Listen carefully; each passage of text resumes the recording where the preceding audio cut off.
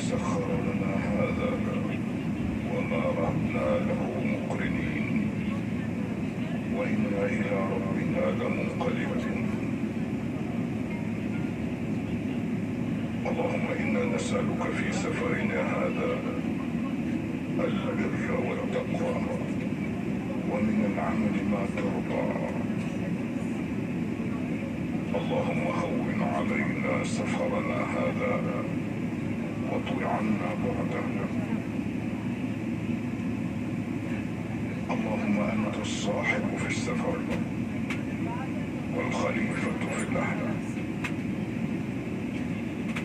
اللهم إني أعوذ بك من وعثاء السفر وكآبة المنظر وسوء المنقلب في المهد والأهل. حسبي ربي جل الله ما في قلبي غير الله نور محمد صلی اللہ لا الہ الا اللہ. تیرے صدقے میں آقا سارے جہاں کو دین ملا. بے دینوں نے کلمہ پڑھا لا الہ الا اللہ.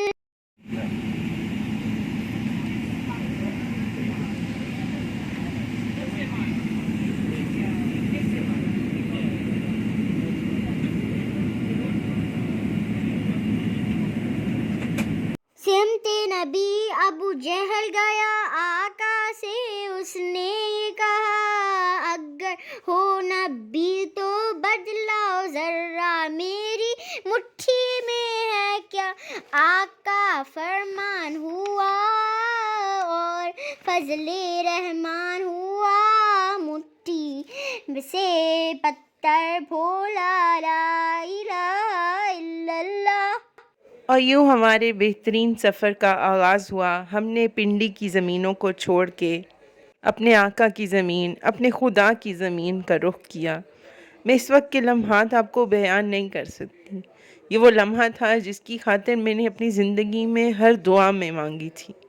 یہ وہ لمحہ تھا جس کی خاطر میں نے بہت کوشش کی تھی. اللہ سے یہی دعا کی تھی، میری ہر دعا تو نے قبول کی.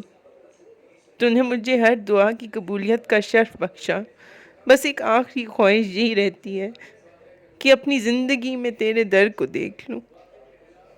میں آپ کو بتا تو نہیں سکتی کہ میں نے اس سفر کے لیے کیا کیا مشکلات دیکھی، کیا کیا مجھے مشکلات آئیں، کن کن رکاوٹوں کا سامنا کیا. لیکن آخر میں اللہ تعالیٰ نے میرا سبب ضرور بنایا. بے شک اللہ میاں سبب بنانے والا ہے. دنیا کے ممالک میں سفر تو کیا، لیکن آپ یقین مانیں یہ سب سے بہترین سفر تھا. اور مجھے معلوم نہیں تھا اس ٹائم تک کہ میرے ساتھ آگے کیا کیا ہونے والا ہے. اللہ میاں کا کرم مجھ پہ کتنا زیادہ ہوگا میں اس کا سوچ بھی نہیں سکتی تھی. جوں جوں سفر گزرتا گیا میرے لمحات وہ جذبات شاید میں نہیں بیان کر سکتی. آپ میں سے جو اللہ کے گھر گیا ہوگا شاید اس کو ان احساسات کا، ان جذبات کا یقین ہوگا. بس رستے میں صرف ایک ہی دعا تھی کہ اللہ میاں میں جس مقصد کے لیے جا رہی ہوں تو اس کو قبول و منظور کرنا. میں تیرا جتنا شکر ادا کروں وہ کم ہے. تو نے مجھے پھر بھی اپنے پاس بندوں میں شامل کیا جنہوں نے اپنی زندگی میں اپنی آنکھوں سے تیرا درد دیکھا. اب یقین کریں میں نے بہت عرصے سے سوچا کہ میں اس کا ولاگ ڈالوں یا نہ ڈالوں. میرے پاس یہ ویڈیوز میموری کے طور پہ سیو تھیں اور میں نے بنائی بھی اسی مقصد سے تھیں کہ میں اس کو جتنا چاہوں سیو کر سکوں، کیونکہ یہ لمحات دوبارہ زندگی میں میسر ہو نہ ہو کیا پتہ. اس ولاگ بنانے کا مقصد صرف اور صرف آپ کو وہ چیز دکھانا ہے جو کہ میں نے دیکھی، جو میں نے محسوس کی، اور میں یقین سے کہہ سکتی ہوں کہ آپ بھی وہ چیز محسوس کریں گے. اس کا مقصد ہرگز یہ نہیں کہ میں کوئی شو بازی کروں یا کچھ اور. صرف اور صرف یہ مقصد ہے کہ جو لوگ میری طرح اس سفر سے پہلے محروم ہیں ان کو دکھا سکوں. اور اللہ میاں سے یہی دعا ہے کہ جس کے دل میں یہ خواہش ہے اللہ میاں اس کو اپنے در پہ آنے کی توفیق عطا فرمائے. آمین.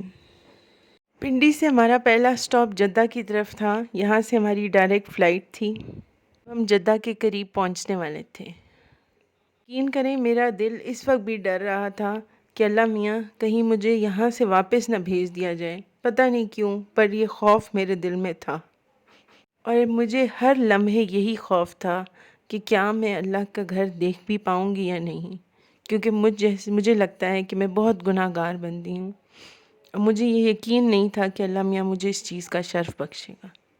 یہ جدہ کا ایئرپورٹ اب ہم لینڈ کرنے لگے تھے اور میری خوشی کی انتہا نہیں تھی، کیونکہ میں اللہ تعالیٰ کے گھر کے قریب سے قریب تر ہوتی جا رہی تھی، مگر سفر یہاں ختم نہیں ہوتا، آگے بھی ہے، اور میں آپ کو یہ ڈیٹیل میں سفر دکھاؤں گی، اس لیے ولاگ ذرا لمبا ہوگا اور کچھ پارٹس میں ہوگا، اس کے لیے میں آپ سے پہلے سے معذرت خواہ ہوں، پر میں چاہ کے بھی اس کو چھوٹا نہیں کر سکتی، کیونکہ میں یہ کوئی چیز مس نہیں کرنا چاہتی، میرے لیے بھی میموری ہے اور آپ کے لیے بھی شاید ہو، کیونکہ یہ چیز آپ کو شاید دیکھنے کو ملی ہو یا نہ ملی ہو۔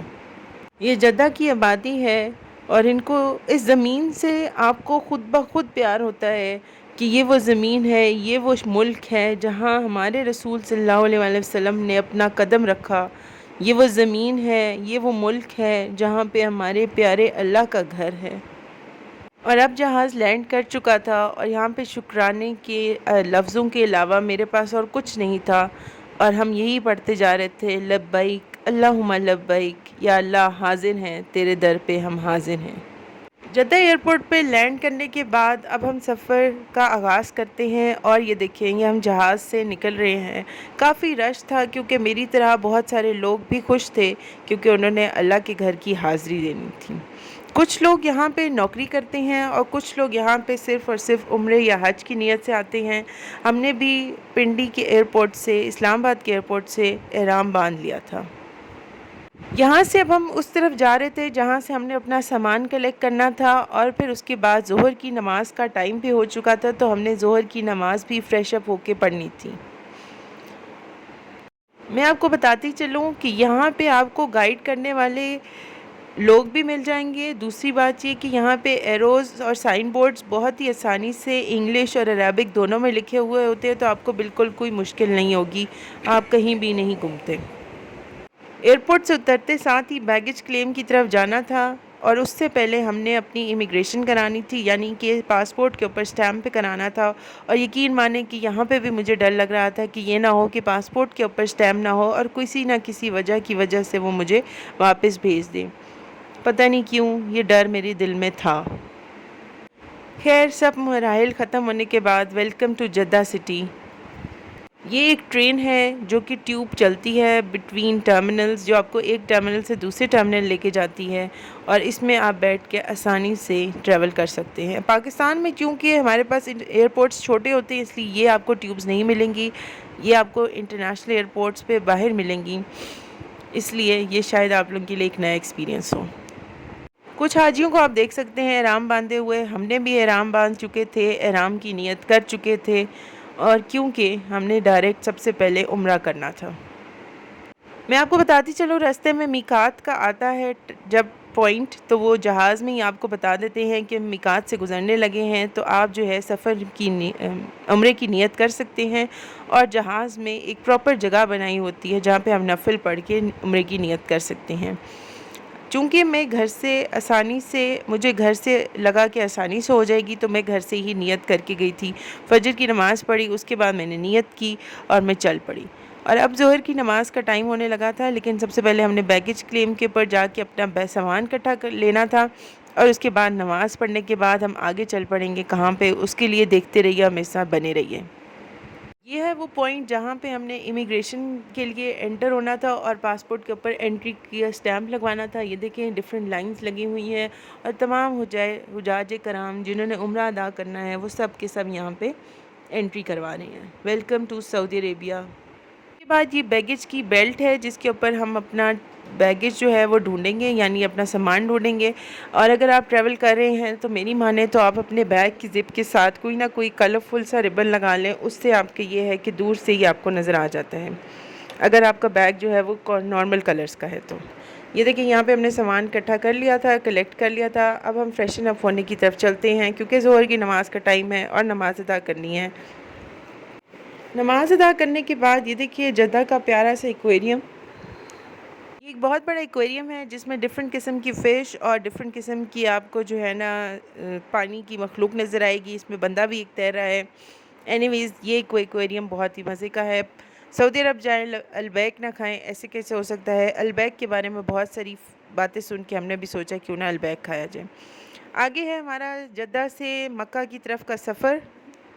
جدہ سے مکہ تک کی صرف سفر کرتے ہوئے ہم نے یہاں پہ جدہ ایئرپورٹ پہ اترتے ساتھ ہی ہم نے یہاں پہ حرمین شریفین والی جو ٹرین ہے بلٹ ٹرین، اس کی ٹکٹس بک کر لی تھیں، تو اس لیے اب ہم وہاں سے مکہ کی طرف جا رہے ہیں. ٹرمینل سے اوپر سے آپ نے نیچے کی طرف آنا ہے لفٹ سے، اور اس کے بعد آپ کو الحرمین شریفین والی ٹرین بلٹ ٹرین نظر آئے گی جو کہ آپ کو بہت تیزی سے اور بہت آسانی سے آپ کو مکہ کی طرف لے کے جائے گی. چونکہ یہ مہنگی ہے اس لیے کچھ لوگ جو ہیں وہ اس پہ ٹریول نہیں کرتے، باقی سارے لوگ ٹریول کرتے ہیں بائی بس. یہ ہے وہ حرمین شریفین والی بلٹ ٹرین. اس کے بعد کیا ہوا اس کے لیے میں آپ کو نیکسٹ ولاگ میں دکھاؤں گی. ملتے ہیں نیکسٹ ولاگ میں، میرے ساتھ بنے رہیے. اللہ حافظ.